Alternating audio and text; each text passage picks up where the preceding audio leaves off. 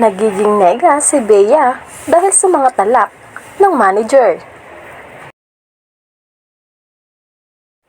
Hindi nasagot ng ilang mga napagtanungan kung bakit hindi natuloy ang showing ng pelikulang 1521, The Quest for Freedom, na dapat ay nakaschedule noong Miyerkules, November 8. Isa si Bea Alonzo sa main cast, pero hindi na siya tumulong sa promo nito dahil sa mga kontrobersya sa pelikulang ito.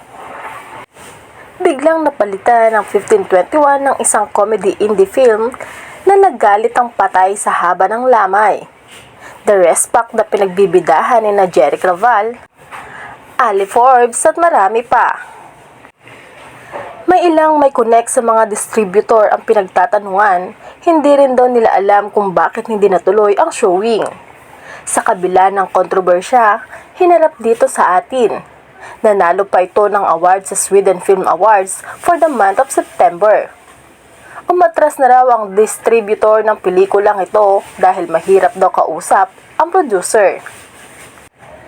Hindi rin magandang pang-promo sa pelikulang yun, mga isyong pinag-uusapan na lalong pinalaki ng manager ni Bea na si Shirley Cuan.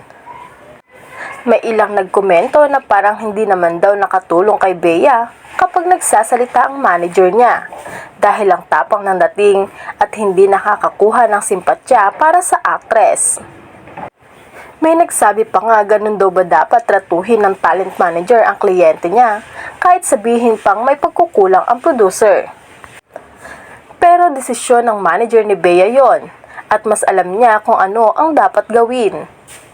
Pero ewan ko lang kung ano ang magagawa nito sa showbiz career ni Bea dahil magmula nang umalis ang actress sa ABS-CBN at lumipat ng GMA7. Wala pa talaga siyang nag-rate na program. At wala pa silang masasabing nag-hit na proyekto. So far nga, masasabing medyo okay lang na programang nagawa niya sa GMA7 na maayos naman ang rating ay ang Battle of the Judges na isa siya sa mga hurado. Kasama sina Attorney Annette Golson, Jose Manalo at Boy Abunda. Si Alden Richards naman ang host, kaya sa kanya credited ang naturang programa.